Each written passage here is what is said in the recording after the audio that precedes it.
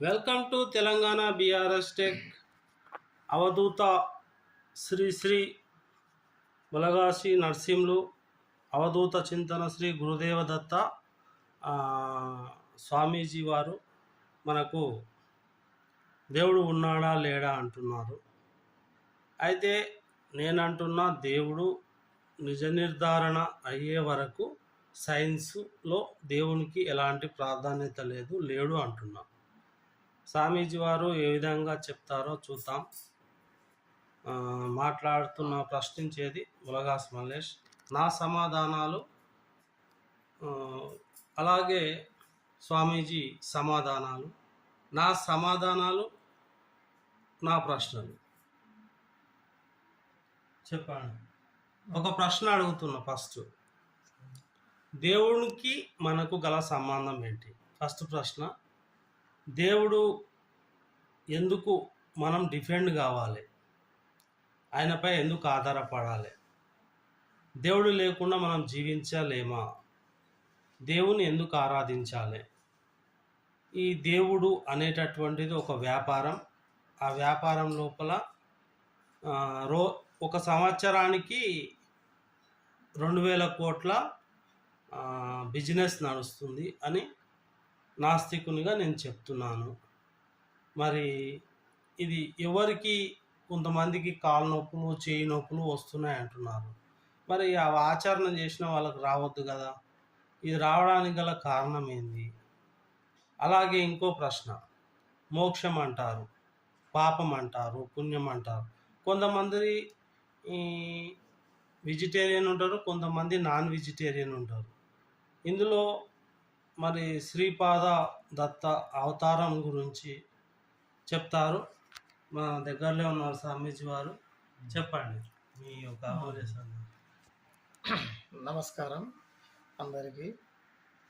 అవధూత చింతన శ్రీ గురుదేవ దత్త శ్రీపాద శ్రీవల్లభ స్వామి నరసింహ సరస్వతి గురుదేవభ్యో నమః. చెప్పండి, మీ ప్రశ్న ఏంటి? దేవునికి మనకు గల సంబంధం ఏంటి?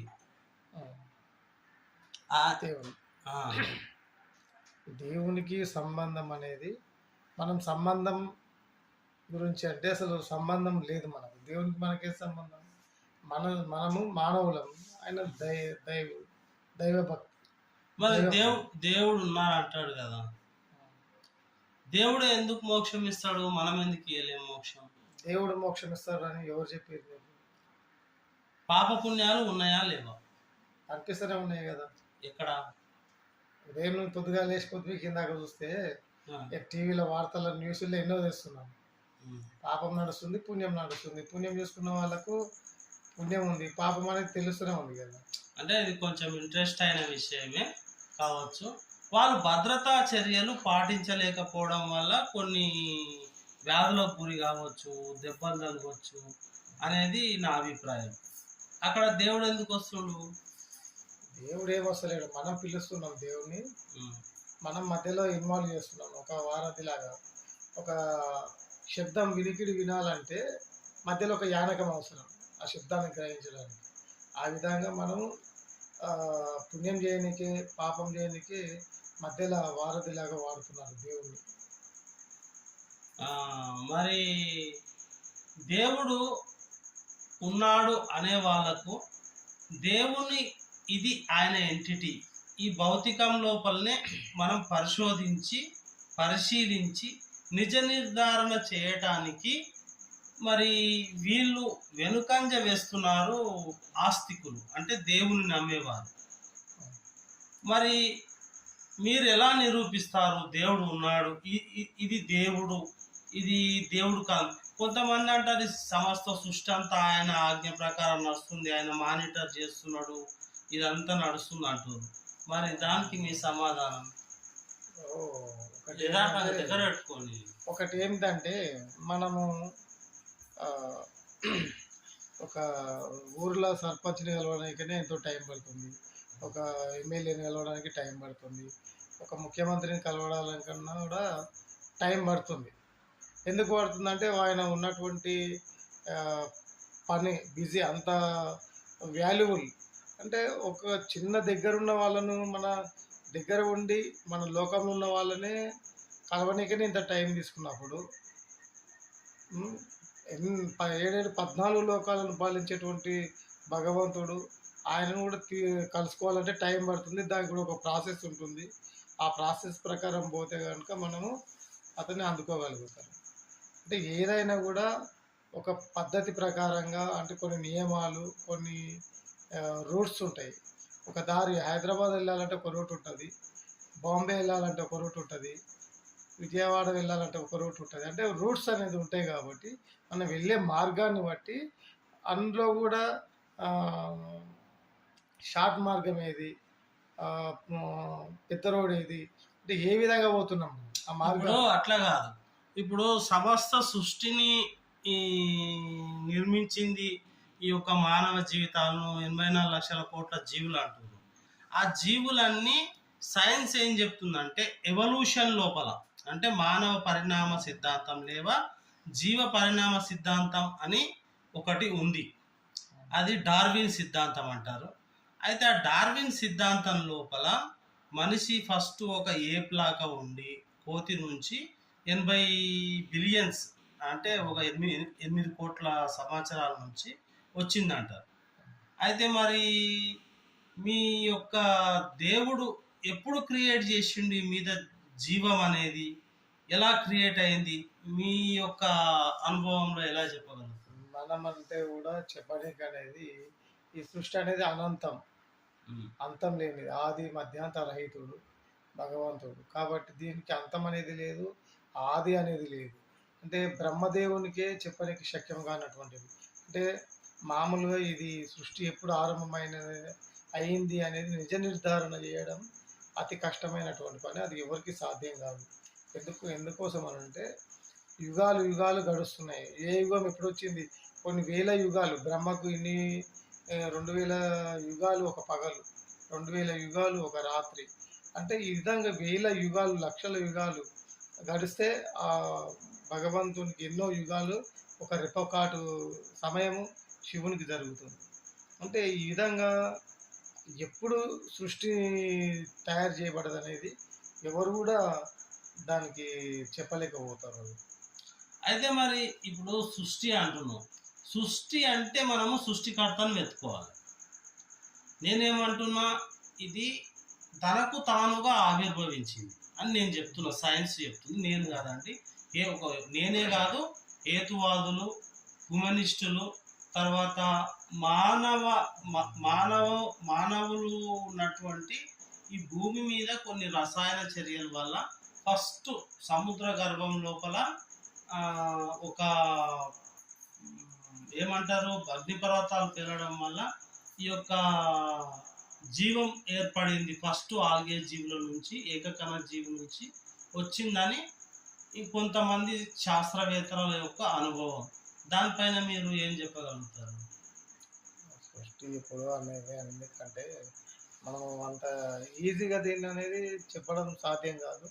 ఎందుకంటే అది చెప్పేవాళ్ళు చెప్పినా కూడా అర్థం చేసుకోవడానికి వాళ్ళకు కూడా అంత అవగాహన ఉండాలి.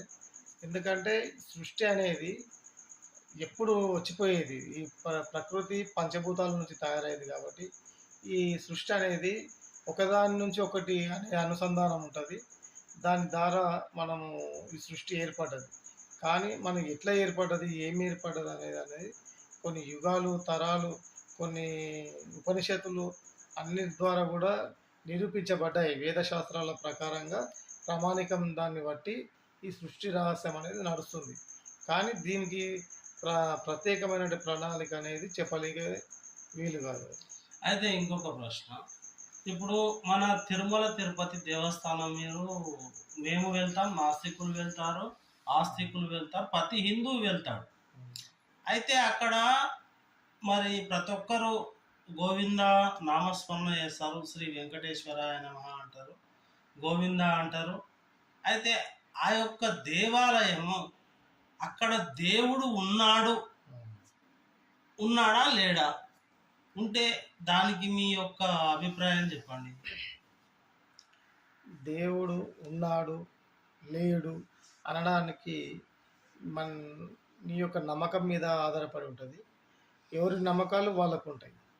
ఫస్ట్ ఆఫ్ ఆల్ ఒకటి ఏందంటే దేవుడు ఇందుగలడందు లేడందు సందేహము లేదు. ఎందెందు వెతికిన చక్రి సర్వోపగతుండు అందందేగలడు అని ప్రహ్లాదుడు హిరణ్యకశిపునికి చెప్పిండు. అంటే ఇక్కడ ఉన్నాడు దేవుడు అక్కడ లేడు అనేదానికి వీలు లేదు.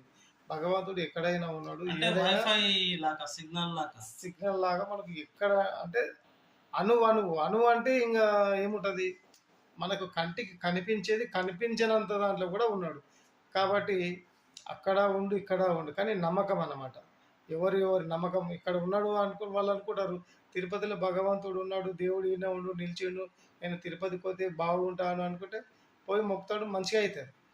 వాళ్ళ నమ్మకం. పోరు ఈయనే ఉంటాడు, నేను ఈయన ఇంట్లోనే ఉండి మొక్తా నాకు మంచిగా అవుతుంది అనుకుంటాడు, ఇంటి నుంచే మొక్కుతాడు. అంటే ఎవరి నమ్మకం వారి మెయిన్గా ఏంటంటే వాళ్ళు నమ్మకాన్ని బట్టి అది జరుగుతుంది. కాబట్టి ఏంటంటే భగవంతుడు అంతటా ఉండు, ఎందుకు ఇక్కడ ఉండు అక్కడ లేడనేది లేదు. ఇక్కడ ఇంకొక ప్రశ్న, మరి సాధారణంగా తిరుమల వెళ్ళేవారు చాలా కోరికలు అడుగుతారు. అక్కడ కొన్ని కోట్ల రూపాయలు ఉండిలు రోజు వేస్తారు. అవన్నీ కోరికలు తీరుతున్నాయా? కోరికలు తీరాలని కాదు, వాళ్ళ నమ్మకం అంటున్నాం కదా. కోరికలు నమ్మకం అన్నప్పుడు కోరికలు మతము అదన్నప్పుడు సైన్స్కి సంబంధం లేదు. సైకి సంబంధం లేదు, నమ్మకమే. నమ్మకం. నమ్మకం ఇప్పుడు ఎక్కడైనా విగ్రహాలు ఉంటాయి, ఒక్కొక్క చోట విగ్రహాలను ధ్వంసం చేస్తున్నారు. వాడి నమ్మకం వాంది, వాడు ఏం చేస్తున్నాడో తెలియదు. కాబట్టి ఒక్కొక్కరు పూజలు చేస్తారు, కొబ్బరికాయలు కొడుతారు, హారతులు ఇస్తారు, అన్నీ చేస్తారు. ఇక్కడ ఉండు దేవుడు భగవంతుడు అని చెప్పి నమ్మకం మీద వాళ్ళు ఇది చేసుకుంటారు. కానీ నమ్మకము ఎవరి నమ్మకం వారిది ఉంటుంది. కాకపోతే ఏంటంటే భగవంతుడు అనేది ఉన్నాడు అనేది నిజం. అట్లా అన్న ఇప్పుడు క్రిస్టియన్స్ ఉన్నారు, వాళ్ళు బొట్టు పెట్టుకోరు. తర్వాత హిందువులు ఉన్నారు, బొట్టు పెట్టుకుంటారు. వాళ్ళు రామ మందిరానికి వెళ్తారు, హనుమంతుని పూజిస్తారు, కృష్ణుని పూజిస్తారు, తర్వాత ఇంకా అనేకమైనటువంటి దేవతలను కూడా పూజిస్తారు. అయితే ఈ యొక్క దేవతలందరికీ ఒక్కొక్క దేవునికి ఒక్కొక్క క్యారెక్టర్, అంటే ఒక్కొక్క బిహేవియర్ ఉంటుంది. అంటే ఇప్పుడు అనేకమైనటువంటి దేవతలు, దేవుళ్ళు 330 కోట్ల దేవతలు ఉన్నారంట. అందులో శ్రీరాముడు నిజంగా మరి ఉన్నాడా అనడానికి ఏమైనా ఆధారాలు ఉన్నాయా, లేకుంటే అది కల్పిత కథన, రాసిన కథన? అది దానికి క్లారిటీ మీరు ఏం చెప్తారు? ఇప్పుడు అవధూత ఉన్నాడు, ఎవరు, గురు దత్తాత్రేయుల వారు ఉన్నారు, తర్వాత షిరిడి సాయిబాబా ఉన్నారు. సాయిబాబాను కొంతమంది మనిషి అంటారు. అయితే ఎక్కడో అడవిలో తప్పిపోయినటువంటి మిలిటరీలో ఉన్నటువంటి వ్యక్తి వచ్చి ఇట్లా ఒక షిరిడీలో ఉన్నటువంటి వాళ్ళకు మేలు చేసి అక్కడ వాళ్ళు ఆయనను దేవుడు అని అంటున్నారు. దానిపైన మీ సందేశం? మీరు ఒకటే రాముడు దేవుడా అన్నాడు, ఆయన ఉన్నట్టు ప్రూఫ్ అనే ఎన్నో ఉన్నాయి కదా. రామాయణం రాముడు ఉన్నట్టు ఎన్నో నిదర్శనాలు ఉన్నాయి. రాముడు సంచరించినటువంటి ప్రదేశాలు ఉన్నాయి, రాముడు నివసించిన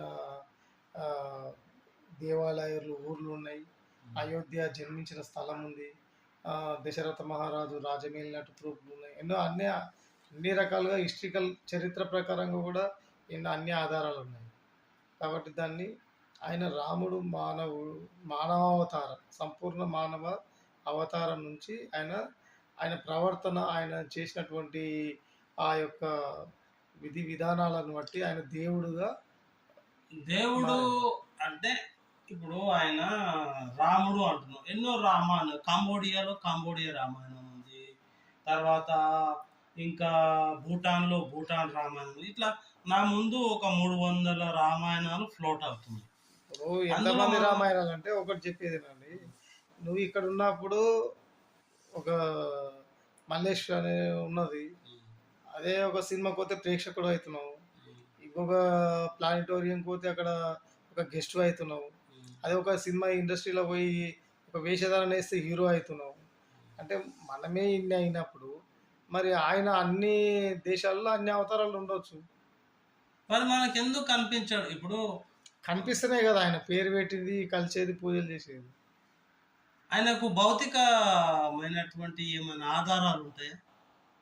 భౌతిక ఆధారాలు ఉన్నాయి కదా, ఇప్పుడు శ్రీలంక ఉంది, రామాయణం, రావణాసురుని వధించింది, ఆయన ఇప్పటికీ ఉన్నాయి కదా సరే, భరద్వాజ మహర్షి విమానాలు ఎగురవేసింది అంటారు చాలామంది.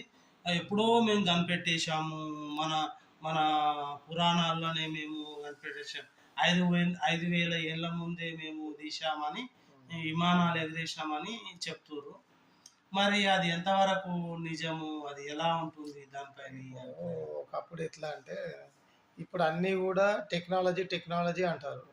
టెక్నాలజీ అనేది ఈరోజు పుట్టింది అనేది ఏమీ కాదు. ఎందుకంటే ఒక బర్త్డే మాదిరిగా వస్తుంటుంది పోతుంటుంది. అది మనం కొత్తగా ఉన్నాం కాబట్టి మనకు కొత్తగా టెక్నాలజీ పెరిగిందని మనం అనుకుంటాం, మనకు తెలియదు కాబట్టి. మన పూర్వీకులు ఈ క్రేన్లు, డోజర్లు, ఈ మిషన్లు లేనప్పుడే పెద్ద పెద్ద కట్టడాలు కట్టారు. చార్మినార్ కట్టారు మనకు ఎక్కున్న కాడికి. పెద్ద పెద్ద కట్టడాలు ఒక్కొక్కటి టన్నుల కొద్ది రాళ్ళు ఉన్నాయి. అప్పుడు మిషన్లు లేవు, ఎట్లా లేపెట్టారు? టెక్నాలజీ అనేది అప్పటికే ఎక్కువ ఉంది, అంటే ఎప్పుడు ఉంది. దాన్ని కనుమరుగవుతుంటుంది, మళ్ళీ పెరుగుతుంటుంది, తగ్గుతుంటుంది. ఈ జనాభా కూడా ఇప్పుడు కొన్ని వేల కోట్లు ఉంటుంది, పెరుగుతుంది పెరుగుతుంది, మళ్ళీ తగ్గిపోతుంది, మళ్ళీ మళ్ళీ పెరుగుతుంటుంది. ఈ జ్ఞానం, ఈ టెక్నికల్ అనేది అట్లా పెరిగింది. సరే, పెరిగింది, ఓకే, వచ్చింది. Clarity okay. ఇప్పుడు శ్రీకృష్ణ దేవరాయలు తర్వాత తొండమాన్ చక్రవర్తి ఇప్పుడు తిరుమల దేవాలయాన్ని నిర్మించారు. అయితే ఎవరు చెప్తే నిర్మించారు? అక్కడ నిజంగా దేవుడు ఉన్నాడని నిర్మించారా? మరి ఎట్లా నిర్మించారు వాళ్ళు? అక్కడ దేవుడు ఉన్నాడనా లేకపోతే గుడి ఉన్నదనా? గుడి లేదుగా ఫస్ట్. నిర్మించినని నువ్వే అంటావు, గుడి లేదని నువ్వే అంటావు, దేవుడు ఉన్నాడా లేదని నువ్వే అంటావు. అన్ని నువ్వే అన్నాక ఎట్లా చెప్తావు? నీ క్వశ్చన్ ఏంది? నా క్వశ్చన్ ఏంటంటే, అక్కడ దేవుడు లేడనేది నా క్వశ్చన్. దేవుడు లేనప్పుడు గుడి ఎందుకు కట్టిరు? అదే మరి ఎట్లా ఎట్లా ఎందుకు కట్టిరు అంటే, అదే మరి నువ్వే కట్టిరని అంటున్నావు కదా, ఎందుకు కట్టిరు గుడి? దేవుడు ఉన్నాడని కదా గుడి కట్టిరు. ఇప్పుడు మనం ఉన్నాం, మనం నివసించడానికే కదా ఇల్లు కట్టుకునేది. మరి మనం ఇల్లు కట్టుకుంటున్నాము అంటే అందులో ఉండి నివాసం చేయడానికే కదా. అది కూడా అంతకు ముందు ఈ యొక్క వెంకటేశ్వర స్వామి ప్రజలతో మాట్లాడినట్టు, వైకుంఠంకి వెళ్ళి వచ్చినట్టు, అంటే వారు ఒక ఏలియన్సా లేకుంటే నిజంగా ఇప్పుడు భౌతికంగా మనకు కనిపించారు, మాట్లాడారు కదా ఆ టైం లోపల. శ్రీకృష్ణ దేవరాయలు పిచ్చోడు ఏం కాడు. ఇప్పుడు ఎవరైనా కూడా ఎట్లా అంటే తనకు నచ్చినప్పుడు, అది ఇప్పుడు నేను ఏమంటున్నా అంటే, శ్రీకృష్ణ దేవరాయలు అంత కష్టపడి ఖర్చు పెట్టి ఆ కాలం లోపల శిలాశాసనాలు, అప్పటి శిలాశాసనాలు, అప్పుడు నిర్మించినటువంటి కట్టడాలు, వాటన్నిటిని బాగా అధ్యయనం చేసేటటువంటి వాళ్ళు ఇప్పుడు ఉన్నారా? టెక్నాలజీ పెరిగిందని నువ్వే అంటివి కదా. ఇప్పుడు గూగుల్ సెర్చ్ చేసి చూస్తే అక్కడ టెక్నాలజీ మనకు తెలిసిపోతుంది కదా. టెక్నాలజీ పెరిగిందని అన్నావు, కానీ టెక్నాలజీ ఇంతకంటే టెక్నాలజీ పూర్వమే ఉన్నది. ఇప్పుడు కంప్యూటరైజ్డ్ డిజైన్లు చేస్తారు, కానీ ఇప్పుడు రాళ్ళ పైన శిలలు, అజోర ఎల్లోరా అన్ని శిల్ప కళాకాండం ఉంటుంది. అవి ఎట్లా చెక్కిరు, ఎంత ఒక్కొక్క దానికి ఎంత టైం తీసుకుంటుంది, చూడడానికైనా టైం సరిపోదు. అలా అట్లా అట్లా అంటే టెక్నాలజీ లేదనడానికి లేదు. ఇప్పుడు టెక్నాలజీ అనేది అంటే భారతదేశము మనకు ఒక పాశ్చాత్యుల కన్నా ఒక 2-3 వేలు, ఒక 5,000, 6,000 సంవత్సరాల ముందే మనకు టెక్నాలజీ మన వేదాల లోపల నిక్షిప్తమైందంట. మొత్తము వేదాలు, శాస్త్రాలు ప్రమాణంగా తీసుకొని ఈ టెక్నాలజీని వాడుతున్నారు. ఏంటంటే టెక్నాలజీ అంటే ఇప్పుడు ఏముంటుంది, ప్రతి ఆయుర్వేదం కూడా ఒక వనమూలికల ఆయుర్వేదం. దాని నుంచి మనము ఒక ఏ రోగి కూడా మనం రోగిగ్రస్తులను కావడానికి వీలు లేదు. ఎందుకంటే మనం ఉన్న ఆచారాలను, అంటే అవి ఏమి ఆచారం అంటే తినరు, టెక్నాలజీ సైన్స్ అంటే తింటారు. కాబట్టి ఇప్పుడు ఉన్న దాని ప్రకారం అట్లా పోతారు ప్రతిదీ. పాయింట్ క్లియర్ అన్న.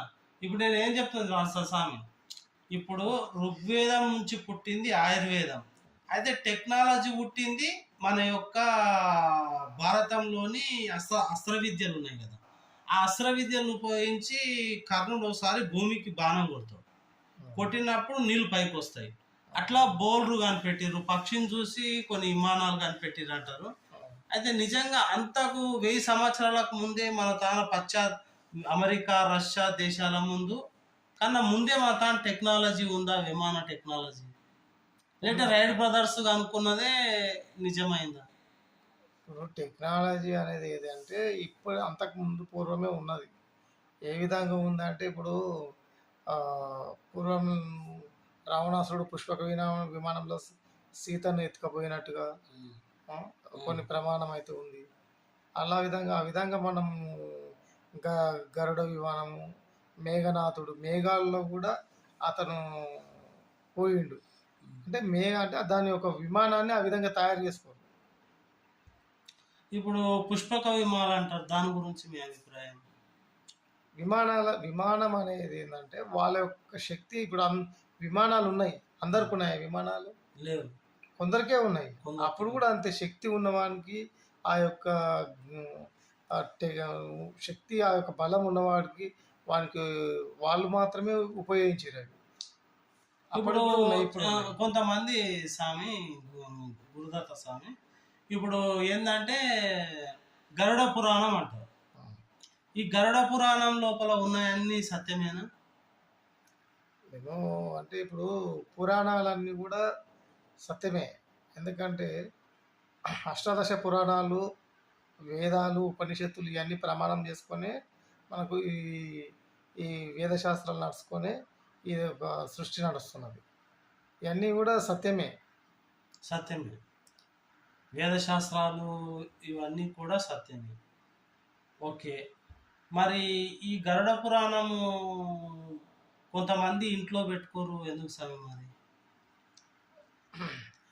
గరుడ పురాణం పెట్టుకోరు, భగవద్గీత పెట్టుకుంటారా? పెట్టుకుంటారు. ఎవరు పెట్టుకుంటారు? కొంతమంది పెట్టుకుంటారు కదా, అందరూ పెట్టుకుంటలేరు కదా. అది కూడా అంతే, నచ్చిన వాళ్ళు పెట్టుకుంటారు, నచ్చిన వాళ్ళు పెట్టుకోలేరు.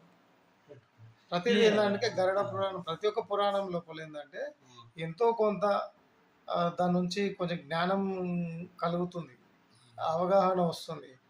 అంటే ఒక్కొక్క దాని నుంచి ఒకటి. ఎందుకంటే సంతోషం ఉన్నప్పుడు ఏం పంచుకోవాలి, దుఃఖం కలిగినప్పుడు ఎవరిని వాళ్ళ బాధలు పంచుకోవాలి. ఇప్పుడు నేను నాస్తికుని ఇప్పుడు దేవుడు నమ్మను, సైన్స్ మేము ఒప్పుకోం, మేము సైంటిస్టులం కాబట్టి మేము సైన్స్ ఒప్పుకోం. అది సైన్స్ ఒప్పుకుంటాం కాబట్టి దేవుడు మాకు భౌతికంగా కనిపించే వరకు మేము ఒప్పుకోం. ఇప్పుడు ఒక హిగ్స్ బోసాన్ కణం అని, ఒకే కణం నుంచి ఒక సమస్త సృష్టి ఏర్పడిందని ఎవరు హిగ్స్ బోసాన్ అంటే ఏంది, అది దాని పేరు దైవ కణం అని వచ్చింది. ఆ దైవ కణాన్ని మన భూమి మీద సృష్టించినప్పుడు ఒక తులం అంటే 10 గ్రాములు. 1 గ్రాము పేలిస్తే 1/2 కిలోమీటర్ సముద్రం ఆవిరైపోయింది. 1/2 కిలోమీటర్ సముద్రం అంతా ఒక పెద్ద కొండ పేలిపోయింది. అదే 1 తులం అయితే భూమి 2 తుగడలు అవుతుంది, ఆ దైవకణం. అయితే ఆ దైవకణాన్ని మనం 1 కిలో సృష్టించినట్టయితే ఈ భూమి కనిపించదు, ఒకవేళ మిస్టేక్ల కింద పడితే. మరి ఆ దైవకణం మీద మీరు ఎలాంటి సందేశం ఇస్తారు? అంటే దాన్ని, ఆ దైవకణాన్ని ఇప్పుడు అమెరికాలో చేస్తున్నారు. అంటే ఫస్ట్ మ్యాటర్, యాంటీ మ్యాటర్ ఉంటుంది కదా, అసలు పదార్థం ఉంటుంది కానీ అది పదార్థం కాదు. దానిపైన అంటే ఇప్పుడు మీరే అంటారు దాని పేరే దైవకణం, ఇంకేముంది, అదే దైవం, అదే భగవంతుడు. అంటే ఒకటే కణం నుంచి ఈ సృష్టి అంత వచ్చిందని మన శాస్త్రవేత్తలు మేము నిర్ధారణ చేసినాం. ఎట్లా అంటే ఫస్ట్ మొదలైంది ఏంది, యాంటీ మ్యాటర్. యాంటీ మ్యాటర్ అనే కణం నుంచి అది పేలినప్పుడు ఏమైపోయింది, గ్రావిటాన్ పుట్టింది, ఈ యొక్క బిగ్ బ్యాంగ్ జరిగింది. బిగ్ బ్యాంగ్ జరిగిన తర్వాత వేడి ఉత్పన్నం అయిపోయింది, ఆ వేడి లోపల హైడ్రోజన్ వచ్చింది. అంటే దానికన్నా ముందు ఎవరున్నారు, మీ దేవుడు ఉన్నాడా, లేకుంటే ఆ యొక్క చర్య అలా జరిగింది? మీ సైంటిస్ట్ చెప్పాలి కదా, మీరు కనుక్కున్నారు కదా. మేము ఏం అనుకున్నామంటే బిగ్ బ్యాంగ్ జరిగిందని అనుకున్నాం. అది ఎట్లా జరిగింది, అదే తెలియదు కదా ఇంతకు ముందు. ఆ తెలియందే భగవంతుడు. అంటే అది తెలియంది భగవంతుడు. ఉమ్. అంటే ఇప్పుడు మనకు కంటికి కనిపించేదంతా సృష్టి, అంటే ఆ వచ్చిపోయేది బిగ్ బ్యాంగ్ ముందే వచ్చిపోయేది. కనిపించకుండా ఉందా? అంటే సృష్టి ఆ, ఏర్పడి 13 బిలియన్ బిఫోర్ 1300 కోట్ల సంవత్సరాల క్రితము బిగ్ బ్యాంగ్ జరిగింది. మన భూమి ఏర్పడి 450 కోట్ల సంవత్సరాలు అవుతుంది. అందులో మనిషి ఏర్పడి 80 కోట్ల సంవత్సరాలు, సముద్రాలు ఏర్పడి 40 కోట్లు, మనిషి ఏర్పడి పూర్తిగా ఆధునిక మనిషి ఏర్పడి ఒక 10 కోట్ల సంవత్సరాలు అవుతుంది. మనిషి మంచి ఒక తెలివితేటలతో కూడుకున్నది 5 లక్షల సంవత్సరాలు. దీనిపైన మీ అభిప్రాయం ఏం చెప్పారు? ఇప్పుడు 5 లక్షల సంవత్సరాలు, 100 సంవత్సరాలు, కోటి సంవత్సరాలు అని అంటున్నాం. ఇప్పుడు కాల ప్రమాణం ఎంత, కలియుగ ప్రమాణం ఎంత, ద్వాపరయుగ ప్రమాణం ఎంత, 4 యుగాలు, ఒక్కొక్క యుగం కొన్ని లక్షల కొన్ని లక్షల ప్రయాణం. అలాంటి లక్షల యుగాలు గడిచినా కూడా ఒక రోజు కిందకి వస్తుంది. అంటే ఎన్ని యుగాలు, ఎన్ని కోట్ల సంవత్సరాలు అవుతాయి, ఎన్ని కోట్లు, బ్రహ్మకెన్ని, ఆ, శివునికెన్ని, విష్ణువుకెన్ని, ఇట్లా ఈ ముగ్గురికైతే ఆ, మూలమాయ, ఆమెకి ఎన్ని రోజులు, ఆమెకైతే ఆ, ఈశ్వరుడు సదాశివుడు. అయితే ఇట్లా నీకు నచ్చింది చెప్పేసి. ఓకే. ఎన్ని వేల యుగాలు, సంవత్సరాలు, లక్షల యుగాలు గడుస్తున్నాయి. అంటే ఇన్ని యుగాలు గడిచినటువంటి దాన్ని మనము యుగాలు అంటున్నాం. ఈ లక్షల యుగాలు నడుస్తూనే ఒక యుగం 32,000. ఇట్లా 4 యుగాలకు లక్షల యుగాలు. ఒక దేవునికి, బ్రహ్మదేవునికి ఒక పగలు, ఒక రాత్రి, 2,000 యుగాలు. అంటే మనకు 100 సంవత్సరాలు అయితే ఎట్లనో వాళ్ళకు ఒక నిమిషంతో సమానం అవుతుంది. ఈ విధంగా కొన్ని లక్షల కోట్ల యుగాలు నడుస్తూనే ఉంటుంది. సృష్టికి ఆది, అంతము, మధ్యం అనేది లేదు. ఓకే స్వామి, జై గురుదత్త. మాసికులమైనప్పటికీ కూడా కొన్ని విషయాలు తెలుసుకున్నాం. మరి ఈ అవధూత అయినటువంటి దత్తాత్రేయుని గురించి ఏం చెప్తారు సార్? ఆయన దత్తాత్రేయ అనేది జగద్గురు, సద్గురు. ఆయన అవతారం, దత్తాత్రేయ అవతారం. అందరికీ మనకు కర్ణాటకలో టెంపుల్స్ ఉన్నాయి, అవతరించేలు. మన ఆంధ్ర సైడ్ అయితే పిఠాపురం, ఇక్కడ గాన్గాపూర్, మన మక్తల్ దగ్గర మన ఇక్కడనే శ్రీపాద వల్లభుడు, ఇట్లా నాందేడు, అక్కడ సైడ్ కూడా మనకు మహారాష్ట్రలో ఉన్నది. భారతదేశం మొత్తంలో కూడా